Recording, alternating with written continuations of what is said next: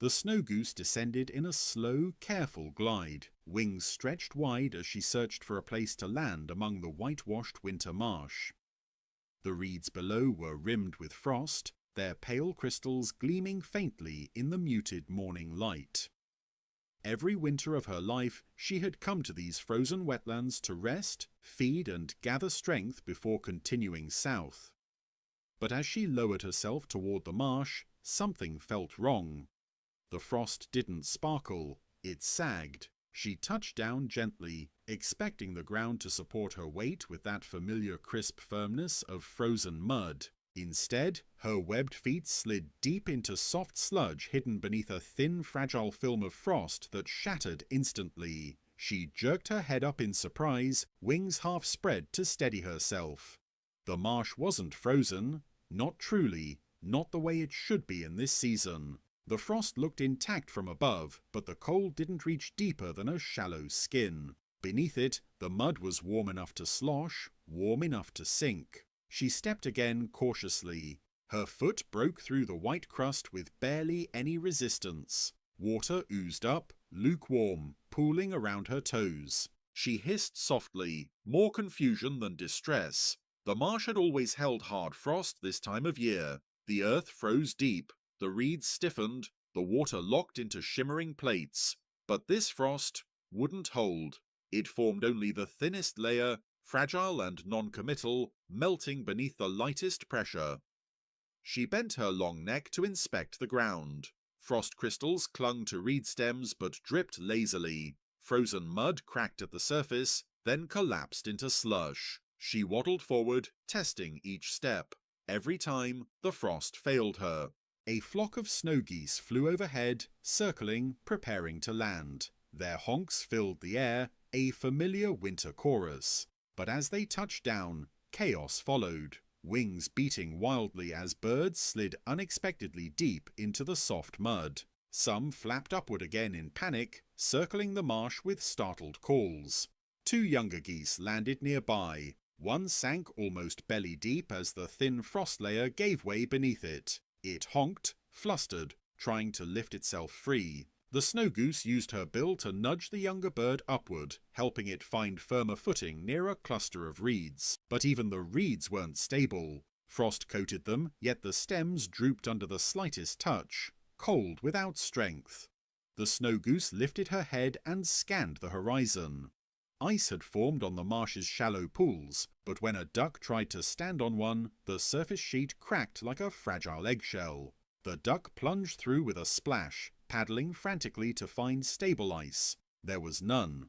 The air was cold enough to bite at her feathers, but the ground wasn't responding to the cold. Frost formed, yes, but the earth beneath refused to freeze. A pair of herons stood awkwardly nearby, their long legs sinking into mud that should have been solid. One tried to shift weight. The frost broke beneath its talons with a sound like crushed paper. The heron let out a rasp of frustration. The snow goose took a few careful steps, spreading her wings for balance. Even the air felt strange, cold, dry, and winter sharp, but the earth did not share the cold. A fox appeared at the edge of the marsh, stepping lightly through the reeds.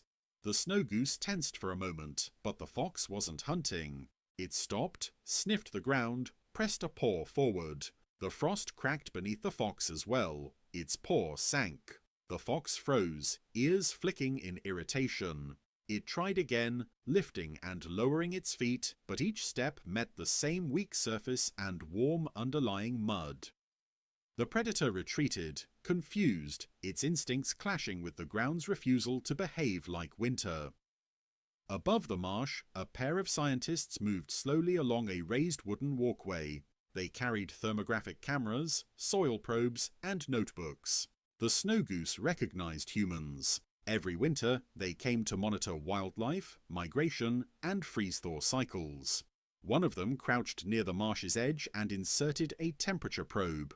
After a few seconds, she frowned deeply. "Surface frost is at -4, she said quietly. But 5 centimeters down, it's above freezing, significantly. The other knelt beside her, squinting at the screen. Heat retention in the soil, but after a night like this, it should have frozen solid. "It looks frozen," the first murmured, pressing a gloved finger into the frost. "It shattered instantly." "But it isn't holding, it's just surface formation." The snow goose didn't understand the words, but the tone echoed what every animal already sensed. Winter had lost its grip on the earth. She stepped toward a shallow channel where geese usually drank through cracks in frozen water. Today, the ice formed a thin film that split as soon as her bill touched it.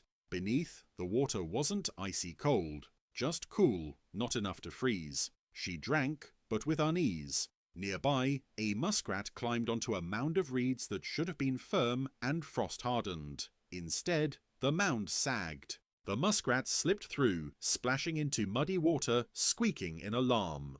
A thin mist rose from the warmer mud, meeting cold air in a strange contradiction. The snow goose beat her wings once, twice, lifting herself a few inches above the marsh. She landed again on what looked like a solid frost patch. It shattered instantly. More mud. She let out a soft honk, questioning, unsettled.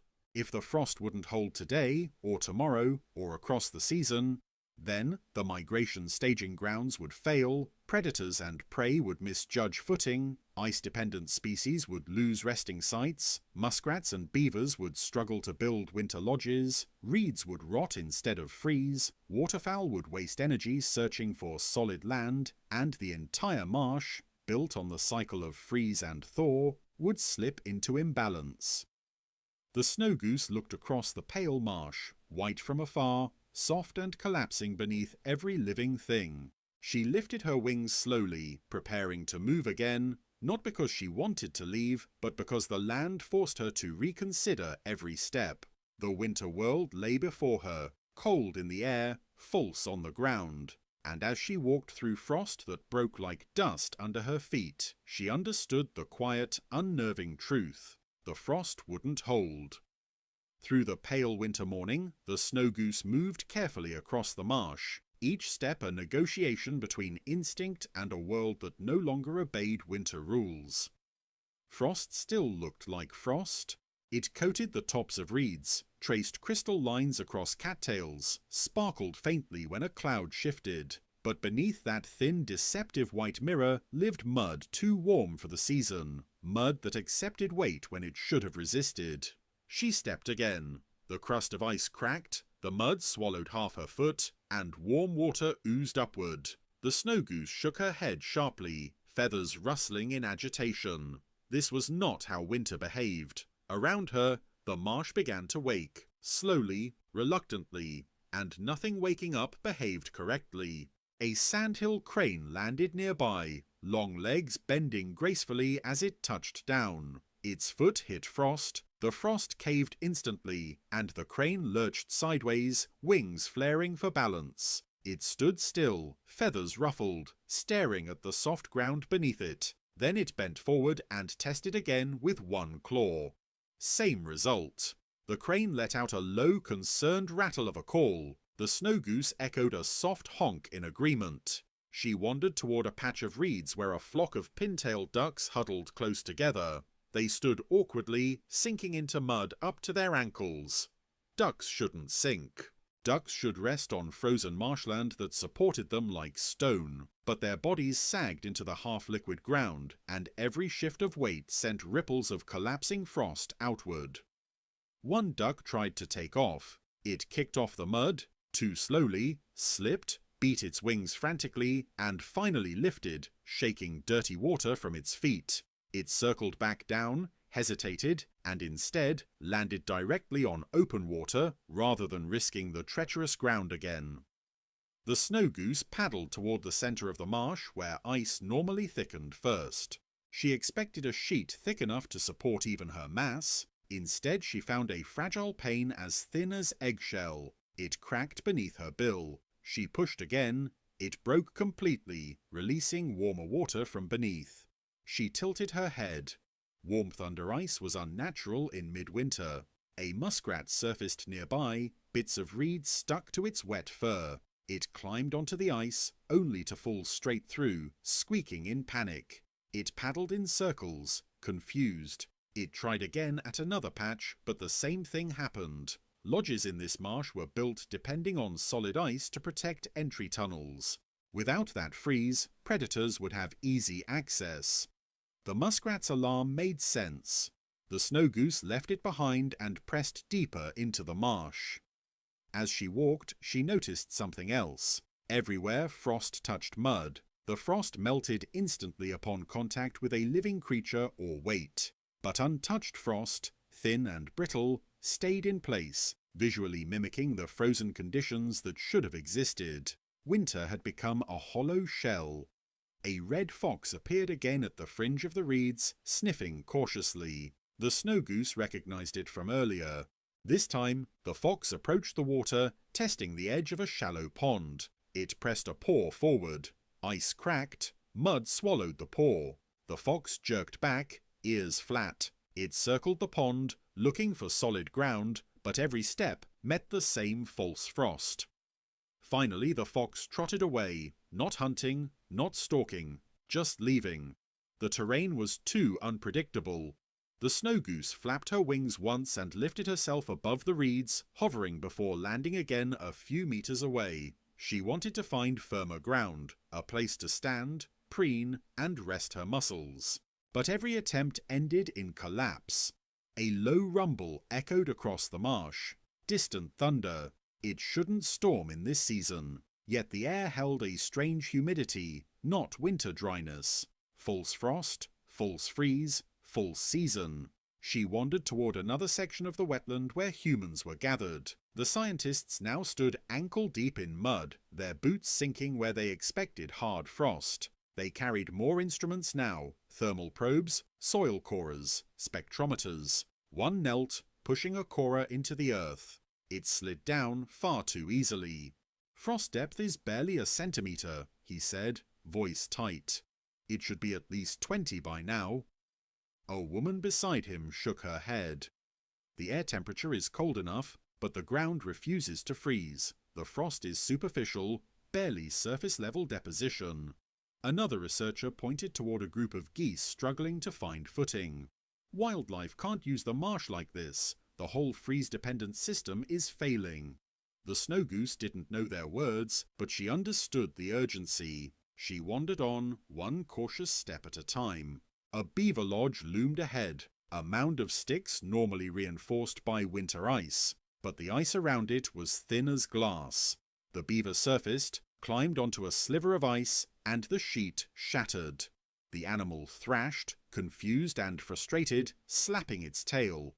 A second beaver attempted to drag a branch across the mud, but the ground sucked at the branch, the frost unable to hold or support weight. Lodges built without solid ice would collapse. Winter work would be undone. Farther ahead, a small flock of snipe probed at the ground for worms and larvae.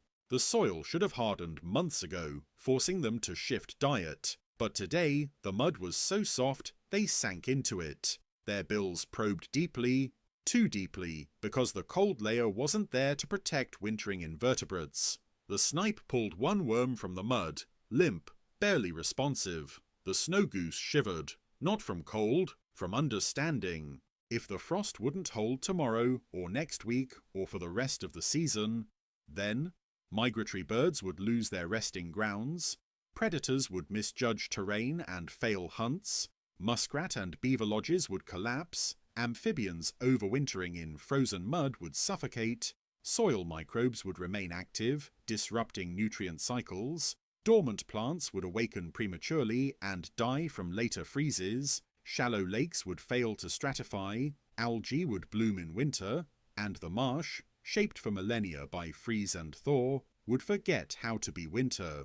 The snow goose stopped walking. She lifted her head, staring across the pale expanse, frost glittering but weak, ice shining but thin, earth cold only on its surface and warm beneath.